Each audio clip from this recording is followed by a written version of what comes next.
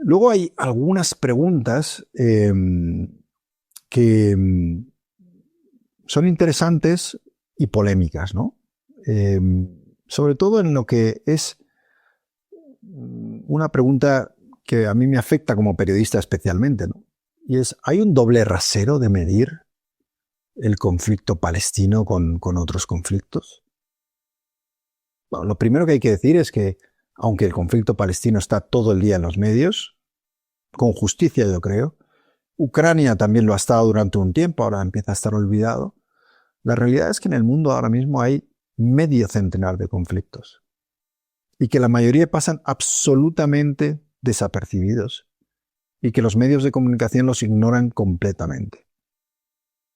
A mí en el pasado me tocó cubrir conflictos y yo recuerdo, ¿no?, como a veces llamabas a la redacción del periódico para contar lo que estabas viviendo. Para ti era muy importante porque lo vivías de cerca y en las guerras no hay nada como ver la muerte en directo, hablar con esos niños que se quedan huérfanos, ver a esos soldados muchas veces muy jóvenes, porque se manda a chavales a la guerra, destrozados o mutilados.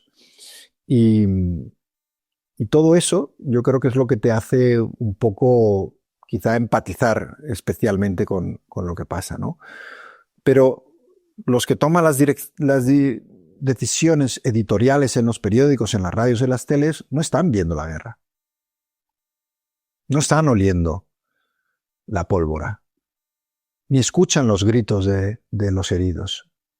Y eso hace que en esa desconexión muchas veces la guerra que tú le estás contando como reportero a tu redactor jefe, él te diga cosas como, bueno, es que hoy no tengo sitio para tu crónica, hay un Real Madrid-Barcelona, o tu página cuando se escribía solo en papel, ¿no? Ahora ya esto no pasa tanto.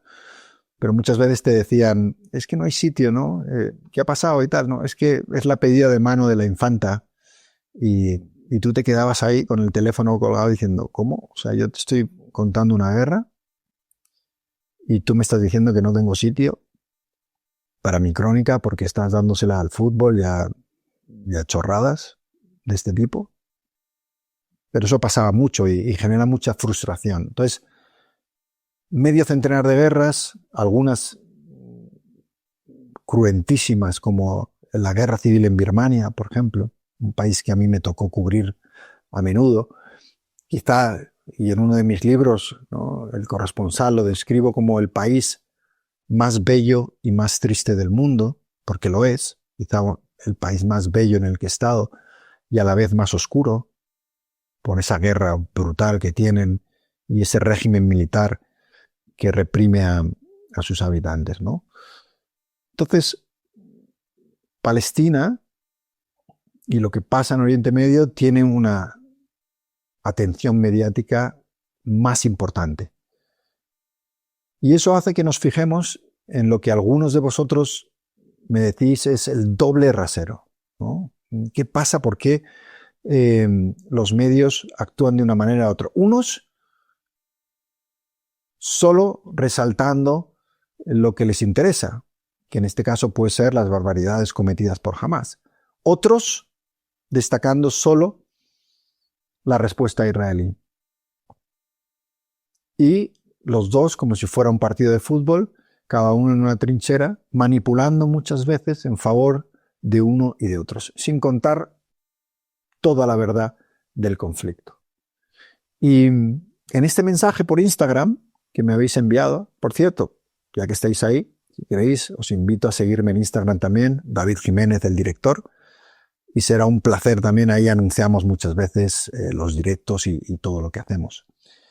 Y en este mensaje en Instagram, una de las cosas que le chocaba a esta persona me decía, ¿por qué las protestas sobre lo que le pasa a las mujeres en Afganistán está constantemente en los medios y nadie habla de las mujeres palestinas, ¿no? Es una pregunta un poco con trampa, digamos, ¿no? Porque aunque es probable que sea cierto, y de hecho Aquí en el canal tenemos la que para mí es una de las mejores entrevistas que hemos hecho, que es con Yamin Amin, que es una presentadora de televisión afgana que tuvo que huir porque la iban a matar, habían matado a sus compañeras y huyó y hoy está en España y bueno, tuvimos una charla en el canal que si la queréis seguir estaba ahí y es espectacular lo que cuenta y triste también. Y entonces en este mensaje dicen, pero no se habla de la situación de las mujeres palestinas. Yo creo que sí se habla, pero lo primero que hay que decir es que la situación de la mujer afgana y la mujer palestina no son iguales. No estoy diciendo que en Palestina no pasen por dificultades y discriminación, sí son discriminadas también en Palestina, pero no se puede ni comparar con lo que yo he vivido cuando he estado en Afganistán con la mujer afgana. En Afganistán, para que os hagáis una idea, en el Estadio Nacional de Kabul se colgaba de los postes de las porterías y se ahorcaba a mujeres simplemente por el hecho de acusaciones falsas de infidelidad o acusaciones de prostitución que hacían hombres que habían sido rechazados. Es más, había una piscina en Kabul, cuando yo cubría la guerra, que estaba vacía y que los talibán durante un tiempo utilizaron también para sus ejecuciones de mujeres. Y lo que hacían era arrojarlas desde un puente, desde el trampolín, digamos, de la piscina. Era un trampolín bastante alto, pero no sé si eran 8 o 10 metros de trampolín. Y abajo no había agua, porque estaba prohibido ya utilizar la piscina. Y estos salvajes de los talibán hacían andar a las mujeres con el burka, no veían prácticamente, y a las que eran acusados de estos delitos, de infidelidades o de prostitución o de haber roto la moral o la ley sharia, pues las empujaban y las arrojaban. Y según su justicia, la justicia de los talibán, aquellas que no morían en la caída eran inocentes y las que morían habían recibido el castigo justo. Es decir, el grado de brutalidad que yo he visto en Afganistán con las mujeres no es comparable prácticamente a ninguno en otro país del mundo y desde luego no tiene nada que ver con lo que ocurre en Palestina. Otro ejemplo, para que os hagáis una idea, uno de los reportajes que hice en su día iba sobre mujeres viudas que morían en sus casas porque como la ley talibán les prohibía salir de casa sin la compañía de un hombre, podía ser su hermano o el marido o el padre, pero ¿qué ocurría? Que como el país estaba en guerra y muchas se habían quedado viudas, su padre había muerto, no tenía hermanos o también habían muerto en la guerra, no podían salir de casa ni siquiera para hacer la compra por sí mismas. Y algunas morían de hambre en sus casas por esa ley que les impedía salir de casa solas. Por supuesto está la burka, los azotes. Visité en una ocasión una cárcel en Kabul horrible donde me encontré a un montón de mujeres que estaban en sus celdas hacinadas, pero seguían con las burkas, con un calor asfixiante, prácticamente no podían respirar, desnutridas. Cuando finalmente cayeron los talibán y se abrió aquella cárcel, estas mujeres pudieron salir de ese cautiverio. Y sin embargo, el regreso de los talibán ha vuelto a poner a las mujeres afganas en una situación insoportable. Y no solo a las mujeres, también a las niñas, que como sabéis no pueden estudiar en la escuela, porque el fanatismo religioso de los talibán indica que solo pueden ser madres y cuidar las casas.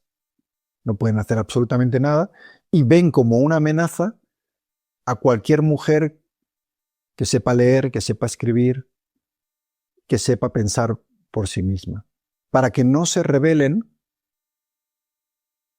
para que no exijan sus derechos. ¿Qué mejor que mantenerlas analfabetas e ignorantes, sin dejar ninguna posibilidad para que puedan ganarse la vida por ellas mismas? Ese es el grado de brutalidad que vive la mujer afgana. Y no le estoy quitando importancia a que en Palestina también haya discriminación y tengan dificultades, y en el mundo árabe en general tiene muchísimo trecho por recorrer por la igualdad, ¿no? Y hemos visto en lugares como Irán el coraje increíble y admirable de esas mujeres feministas incomparables y de verdad, quitándose el velo y desafiando al régimen y pagando con muchos años de cárcel el atrevimiento de intentar ser libres y decidir por ellas mismas. Y eso es uno de los grandes asuntos pendientes que tiene el mundo árabe y el mundo musulmán. Hay en los medios un sesgo hacia tocar más unos temas o los derechos de unas mujeres que otras. En este caso no lo creo. Sí que creo que hay un gran sesgo a la hora de tratar la información sobre Palestina, sobre Israel, sobre lo que ha ocurrido en Gaza. Pero no creo que sea tan determinante el sesgo a la hora de tratar la situación de la mujer en estos sitios.